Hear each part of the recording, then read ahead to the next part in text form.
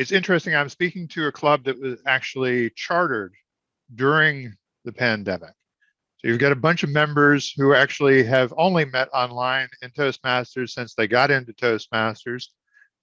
And while everybody else was going through this transition from, oh my gosh, we used to meet in person, now we have to meet online. How are we going to do that? These folks are probably thinking about, well, I don't know about meeting in person. We've never done that. How's that going to work? So it's interesting. People are transitioning in all different directions. Now, I'm the founder of, I'm sorry, I usually try and say founding president because I wasn't the only founder, but I led Online Presenters Toastmasters to charter back in 2017. The thing behind me is VTMCon, which is a cooperative program with all the online clubs getting together to have sort of their equivalent of a district conference. So I'm pretty into this online thing. But I also miss my home club. I miss going there in person. I miss walking up to the lectern. I miss shaking the Toastmaster of the day's hand. And I actually remember that when I was starting Online Presenters, somebody contacted me, said, gee, I think it would be great to start online because that would be less scary than standing up in front of a bunch of people in person. And I thought, that's not a very good reason to join an online club. So, the online club that I'm involved in tries to focus on teaching people skills that they can use in webinars, that they can use in online courses, they can use in leading online meetings in the workplace. Those are all worthwhile things. And we still have the same fun. People tell silly speeches, humorous speeches. So it's not all nuts and bolts. It's still not a bunch of people just giving PowerPoint presentations to each other. Hopefully, we get away from that. And actually, I see Jim and Chris Gold here. They make sure that it's fun, that it's silly. Get out your propeller beanies, guys. You're going to have to help me out later because you guys actually know what you're talking about. These are the geeks on tour, if you don't know. But we'll probably hear from them a little bit later, although this was not set up in advance. So hybrid is something that I think a lot of clubs are going to be going through as a transitional phase, at least. Going back from meeting 100% online just by necessity because their meeting place was closed and Toastmasters International was telling them that they really shouldn't do too much in person, to taking steps back to getting back in person. And maybe not everybody is going to come back in person or not going to come back at the same rate. Some people may have bigger health concerns and they're more conservative, or hopefully folks are getting vaccinated and some of those worries are going to be going away pretty quickly, I hope. But in the meantime, it's funny, we've attracted folks who didn't necessarily live in our geographical area, who did not necessarily live within driving distance. So my home club, Club Awesome, is pretty decided that they're going to try this thing about being a hybrid club. We've got a member who's joining from the Caribbean, so she's not going to be driving over every Friday morning to make it for a 7 a.m. meeting. I don't think that's going to happen. She said she might make it in person once or twice a year. That'd be wonderful to meet her when we get the chance. So we're taking advantage of things. Dr. Andy Byrne, who is here on the line, is a member of Club Awesome, who has moved across the state, is over in the Tampa area now, and he wants to remain a member of the club, and that's only going to happen if we can have some hybrid participation. But I would tell you, those of you who are from clubs that traditionally met online, it's worth thinking twice about it. Is this something that you're going to do just as kind of a tactic? Do it for a few months, support hybrid meetings, and what you really want to get back to is 100% in person. Yeah, maybe occasionally you learn these skills, and you want to have an occasional hybrid meeting. But do you want to do it personally? Think twice about it. And the reason I say think twice about it is it's going to be harder. It's going to be harder than doing a meeting where everybody is in the same room together. It's also going to be harder than doing a meeting where everybody is online, because the advantage of both of those situations is everybody's on a level playing field. With the mixed meetings, it can be a little bit more difficult. I'll talk some more about that later, but I always think of the situation I've been in, and maybe you've been in, of being in some kind of corporate or company meeting, and everybody or almost everybody is together in the conference room, and you're the one person who's dialing in or coming in via Zoom or Microsoft Teams or whatever, and they kind of forget about you. I've had that experience, and it's not pleasant. And that is not the experience that you want to give to your members. So there's a number of things that can be gained by moving to a hybrid format. If you decide to make it permanent, you can bring in guest speakers from anywhere in the world. You can retain members who move away. You can attract members who don't live within driving distance. And so it could be the best of both worlds. It could be the best thing for your club. It could also be the worst of both worlds. If you do it badly, you could annoy everyone and you could lose members. So think about it. Think about it, fairly seriously about whether it's something that you want to do for your club. But take advantage of this time when you have freedom to experiment. Because long-term, actually, Toastmasters International wants you to declare whether you're an online club or a hybrid club or an in-person club. And they actually want you to update your charter paperwork to say which one of those it is. I don't think they're going to give anybody a hard time right now, because everybody is improvising, everybody is experimenting. So take advantage of that slack that they're giving us to try some things out now and see what's going to work for your club. Now, I don't necessarily think that those Toastmasters International rules make a lot of sense, and I hope that they're rethinking. I hope that they're rethinking a bunch of things fairly substantially. But meanwhile, again, you do have some slack to experiment. So I have some show and tell that I'm going to go through. I have some techie things I'm going to talk about, and then I'll try and come back and talk about the stuff that's not necessarily as techie either. So let's see if I can share some things with you. Okay, this is Club Awesome in March 2020 when we did, this is really our first full-on hybrid meeting using Zoom. We had done a couple of times. Actually, Dr. Byrne at some point was in a wheelchair as a result of an accident, and he was attending a few meetings remotely. But this was the first time when we really tried to invite multiple people to do it, and we tried to do it in a serious way.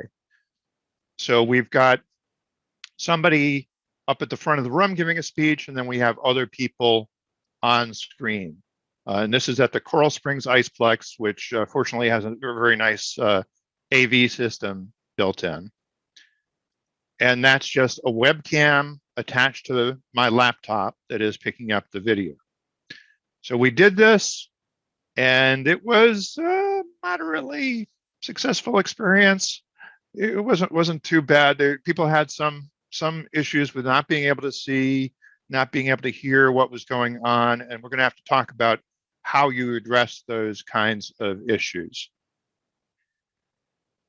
But my dirty secret in terms of being an expert on this is we did this exactly once. We did it as an experiment. We thought maybe this COVID thing was going to get more serious at some point, so we might as well try it.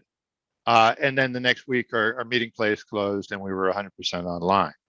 So we're getting back to this, and we're planning for it, and we're budgeting for it.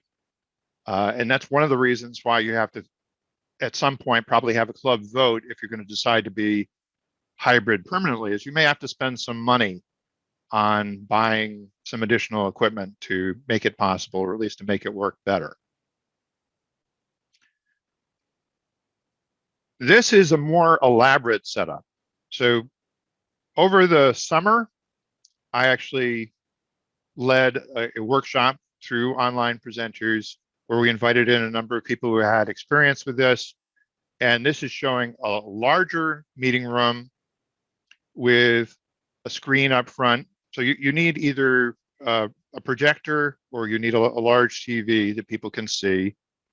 And they're trying to show the idea of having the webcam up front and audio to cover the room. I won't get into it too much more than that, but this is a more elaborate setup. And there's going to be a question of how elaborate you need to get to do it right, but you do want to do it right. So the biggest issue, even though you think of it as a visual meeting, the biggest issue is sound.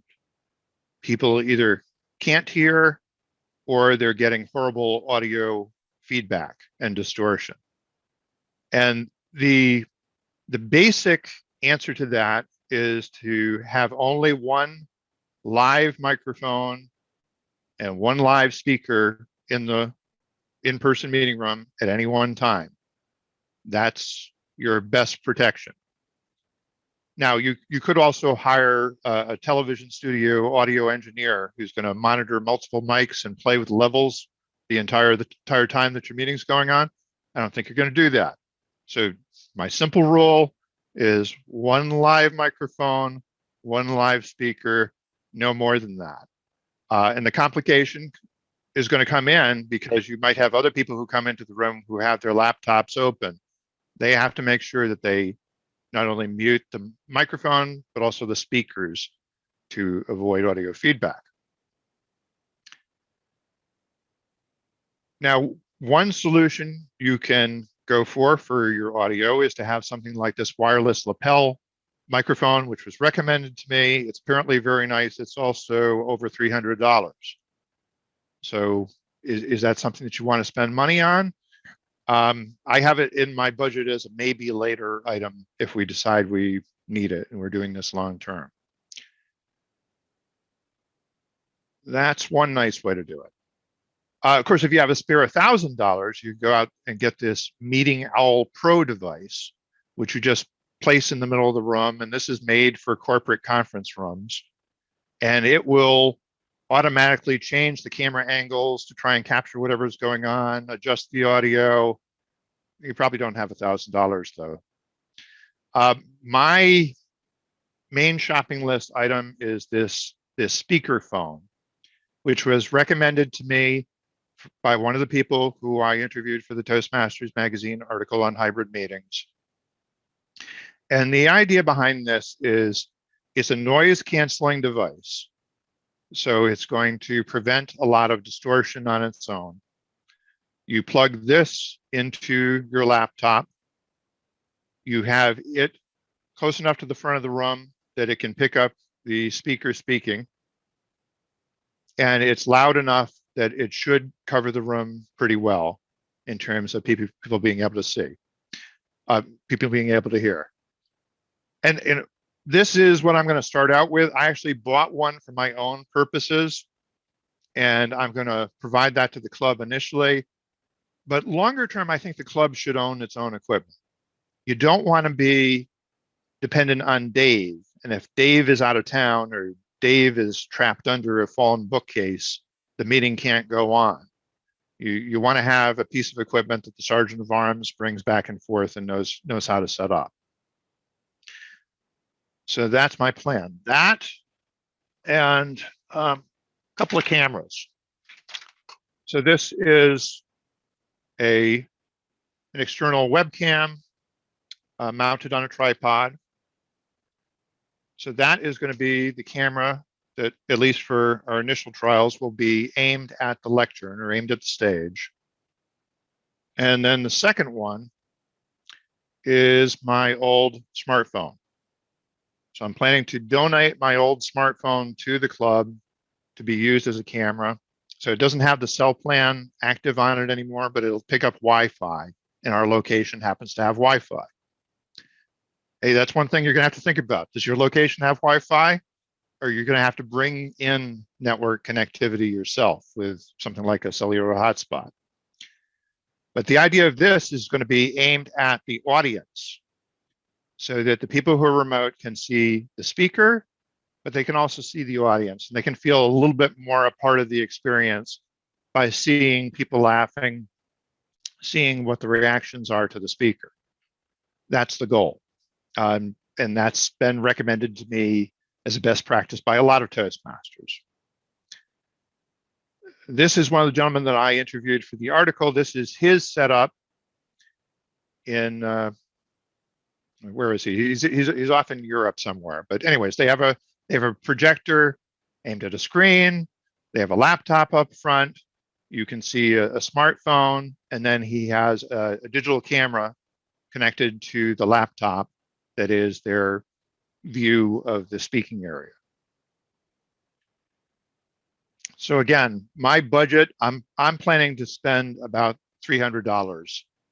I'm planning to spend about $300 of my club's money at some point to buy equipment. I will provide it initially, and we're going to test some of this stuff out. Because, for example, if that speakerphone setup doesn't actually work well in our meeting room for our people, then maybe we want to buy something else. So I'm not asking the club to commit any money just yet. And I also priced out $1,000 that would be, fun to spend, that would include the wireless lavalier mic and other things. I don't think we're going to get to that level, but I don't know. I don't know yet. So you're going to have to think about what can you afford and what's going to make sense. Now, I wanted to share with you this little clip of my setup today. So let's add a phone and see what happens. I'm going to start this with is adding demonstrating my Android phone how you can have awful echo and feedback. As you can hear, we immediately get lots of feedback, and this is not usable. How about an iPhone instead? In this sample, the iPhone is unmuted. That sounded Apple terrible, not and this is not usable in a hybrid meeting situation. The problem is that the phone microphone is picking up the sound from the speaker, and you get this audio feedback. But now you might say, why don't you just mute the phone instead? Isn't that going to solve the problem? Well, let's try muting the phone. The phone is muted, but that echo. In this sample, the Polycallisto is working as a microphone and a... Okay, anyways, you get the idea. He's got more than one hot microphone and more than one hot speaker in the room, and this is causing problems. Now, so I told you my plan was to use the smartphone as the second camera, and the smartphone has a mic and a speaker in it. Here's my test, at least, of how to get past that. Turn down the volume on the phone. See if I can get to the next screen. When I'm running Zoom. Okay, hold on a moment. There we go. All right, this was, is this running? Yes. So this is a screen capture from the phone. What I would do is make sure that I get that link to the Zoom meeting over onto the phone, and I just emailed it off to the phone to an account that's linked to that phone. And I'm going to sign in here as audience view so that people will be able to see that. And down here where it says join audio, my clue is don't join the audio. So if you can just avoid turning that on, that may solve the problem. And then the next thing to do is to turn the camera around and flip it around so it's going to face the audience. You're just seeing my messy desk there, but in the real world, it's supposed to be my audience. Now, that gentleman, Marcus, who was doing the YouTube video, he mentioned that on his iPhone, he has an issue where it will automatically, the Zoom app will automatically join the audio, and he has to hunt around for this setting. There is a disconnect audio to turn that off. So you're going to have to figure that out. Again, I'm donating a camera, but you could also use the cameras of members as long as you can sort of coordinate that and make sure people charge their phone ahead of time. So some variables you have to think about how this is going to work. Do you have the budget? What's your room layout like? So it's difficult to give universal answers to what equipment you're going to need, because if you have a long, skinny room, then maybe you do need maybe a second Bluetooth speaker way in the back, far enough away that it's not going to cause feedback, but to help people listen. So I don't actually know yet whether in the room where we're planning to do this, the speakerphone is going to cover the whole room. I'm optimistic, but we'll see. What existing equipment is there in the room? If you meet at a corporate club that's professionally equipped for video conferencing, then you don't have too many technical issues, probably. Also, how well are you set for techies who are in the club? People who can handle the setup of the room and the breakdown of the room and the management of the meetings. It's not a good idea to have only one person who's able to handle that stuff. So you want to have a couple of people who either know some things or definitely are willing to learn. And if you have one person who's knows a lot of stuff or thinks they know a lot of stuff, make sure that they're teaching other people. Let's see, I'm going to paste this information in the chat again. This is a number of links, including the link to the article for Toastmasters magazine I did in April, another one that came out more recently. Marcus is the fellow who did the YouTube thing that you saw earlier.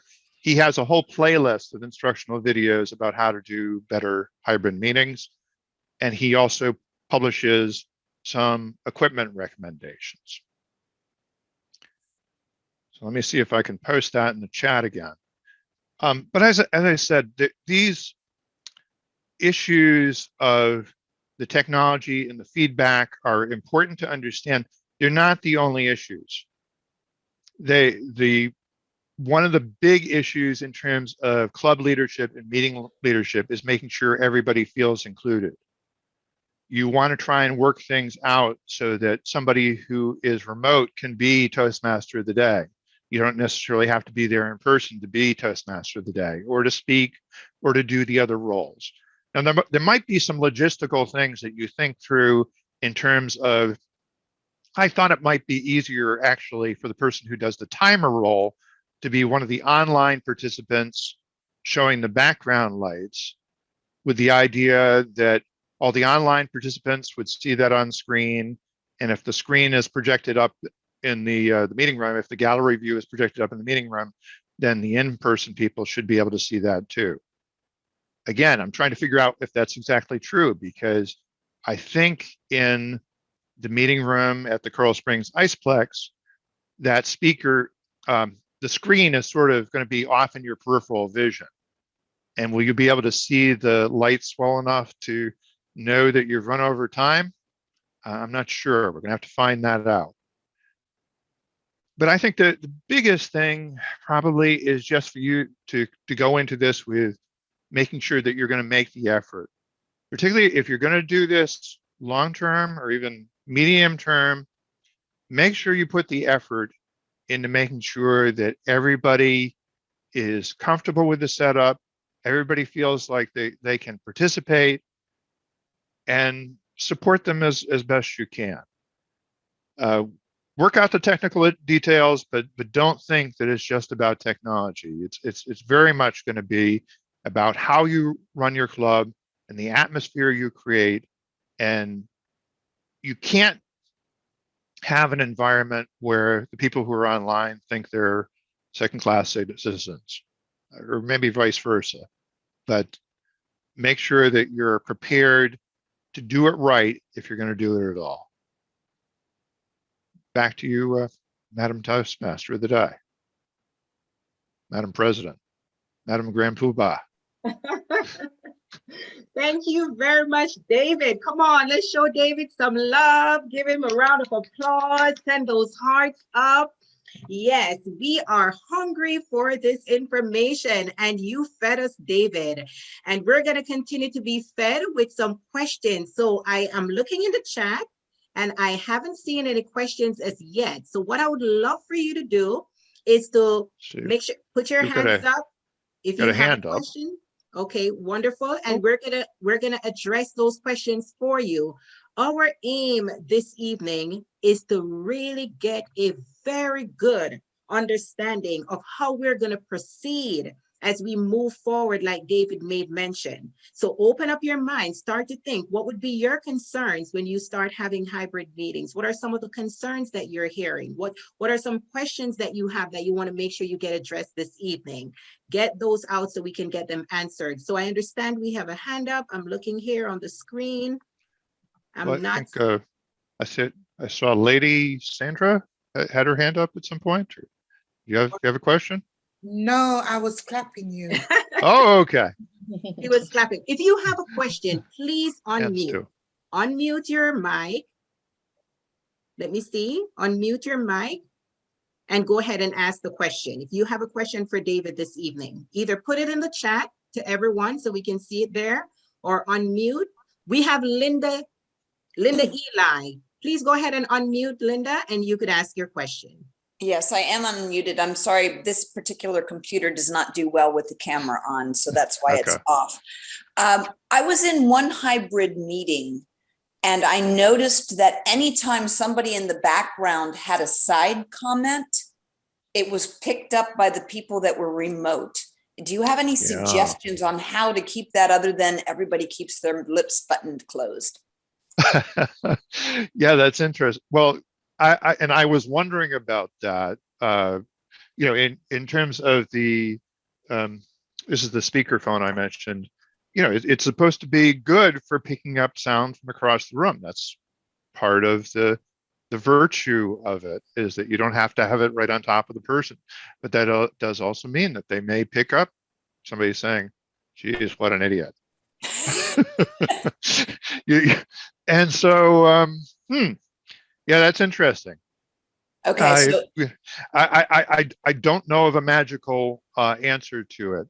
I mean, generally, I think a lot of you have gotten used to the practice of, when you're not speaking, mute yourself, right? So we do that when everybody is remote, but you don't really want to mute the in-room microphone, because you want people to be able to, if somebody's giving a funny speech, it'd be nice for a change for them to hear some laughter, right? It's actually something that we've been starved for in this time when everybody's been online. So I might, though, consider, my club usually does a 5-minute break, and I might consider muting the mic during the 5-minute break, because people are just milling around. And so I don't know. well, a follow-up to that, do you think a unidirectional microphone would help in that aspect, where it might only pick up the speaker and not as much of the ambient noise in the room? Yes, that could work. The Golds are still here. Jim Gold knows more about microphones than he's forgotten more about microphones than I know, I think is what I mean to say.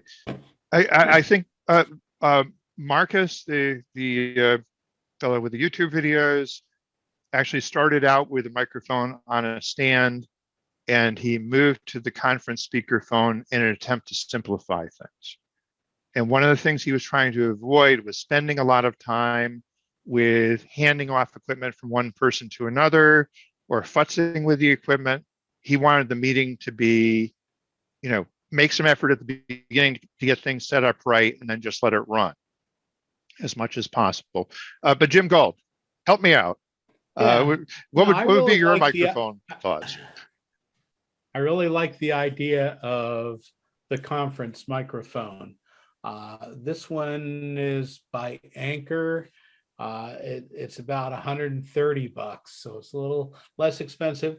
It has a bunch of microphones around the outside. It has a good loudspeaker, a good battery, so it can be wired or wireless, and it'll last easily several meetings, but you would plug it in and charge it in between. Right. And then they also have this new camera that is extremely wide angle. And it's something that I would look at. It's about the same price, about $130. All this stuff is the same price, but it has supposedly good microphones. I don't know if I would try that. I would not trust them. But the camera itself Yeah. is really a good one, and it does quite a wide angle. So yeah, for the setup that you have, it's the budget that matters, I guess, as you said. There's So, that. Well, also another thing that's important is if you're going to be using, so the speakerphone has the advantage of having everything built in. If you're using a separate speaker and microphone, they should be a computer speaker and microphone, right. and they should be plugged into the same laptop, because Zoom has its own audio noise canceling features, but it only works if both things are plugged into the same device. This particular device is actually Zoom certified, as is the camera. So there's a little bit of support there if you need it. Just a thought. All right. Thanks, Jim. Now we have a question also coming from Mary. Helen, please go ahead, Mary. Yeah, hi, David. Club Awesome is currently having hybrid meetings. Is that what you said? Well, so my dirty secret as an expert on this is that we did just the one hybrid meeting last year, and we're going to do basically a kickoff in June to get back to it. So my expertise, a lot of it comes from interviewing other people who've been doing it on a more regular basis. Would they be open to having people visit the club either in person or online to observe what's going on? Do you think? It could be. See, but you're in Early Birds, aren't you? Isn't Early Birds doing hybrid or? No, not yet. Well, we have Jim and Chris, and they spoil us terribly. So anyway, David, Club Outspoken has had 4 hybrid meetings so far, including one today. Right. And where are they meeting? Where are they currently meeting? They're Club meeting Outspoken. at Wings Plus on Sample Road. Okay. Right. Tuesdays at noon. All right.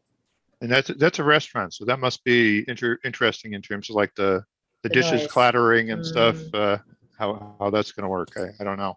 All right. So, but Jennings, yeah. yeah. Yeah, I mean, I'm sure we would welcome visitors as we get more into it.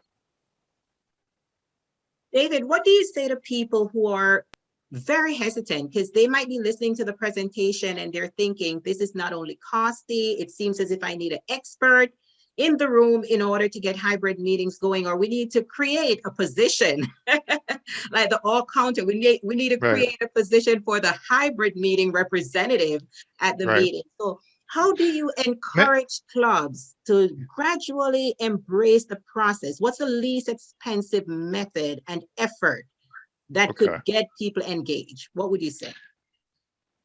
Yeah, that's probably me being guilty of being somewhat of a techie and trying to make things sound more complicated when I should be trying to make them sound simple.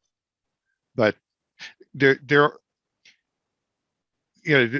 recommended equipment, but for example, you could just set up a laptop at the front of the room aimed at the speaking area and use the microphone and speakers built into the laptop and see how that works. It might not be great, but it might be acceptable to get started. And then a step up from that is maybe you try and have the phone as an additional view on the room. But I think there are simpler ways that people are finding to do it. And Toastmasters, you're not supposed to be afraid of anything, right? I mean, no, we just want to be empowered enough and we want to gradually embrace the process. So I like that you're sharing about the laptop in front of the room, training individuals. And is it possible to get like a written outline, maybe like saying these are some of the items that you will need to get started, so individuals can start? I actually did. I did post that into the chat. I'll put it in there one more time. Marcus Seppala, I think that's how it's pronounced, has the YouTube channel. He has a set of equipment recommendations. Again, he's somebody else who likes to play with his techie toys. So, you know, don't feel like you have to buy everything on the list. But, you know, but still, you might think in terms of spending. If you were going to spend on one thing, I would spend on the sound device. I would buy the speakerphone for $150. And you know, it is a good thing to have a generous club member who has their own equipment and will bring it to your meetings. Again, I think just longer term, it's better for the club to own its own stuff and not be kind of beholden to one person. Makes sense. Makes sense. Jim, you have a question? Please go ahead. Yeah, this is Jim Sims with Carrollwood Toastmasters, the youngest and funnest club in all of Tampa Bay. And I have two questions. One is, have you done a survey? How did you know whether the in-person aspect of the meeting was going to be well attended? And my secondary question is, has there been issues with bandwidth?